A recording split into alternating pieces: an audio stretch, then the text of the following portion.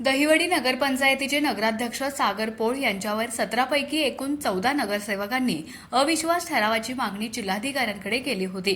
त्यावर अनेक सुनावण्या होऊन देखील जिल्हाधिकाऱ्यांनी अद्यापपर्यंत कोणताही निर्णय दिला नव्हता।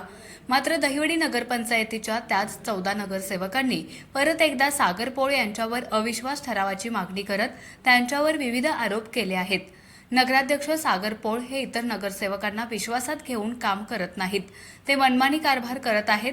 प्रत्येक महिन्याला जनरल बॉडी मीटिंग बोलवणे आवश्यक असताना ते जनरल बॉडी मीटिंग बोलवत नसल्यामुळे नगरपंचायतीचे कामकाज वेळेवर होत नाही, अशा प्रकारचे आरोप 14 नगरसेवकांनी सागर पोळ यांच्यावर केले आहेत।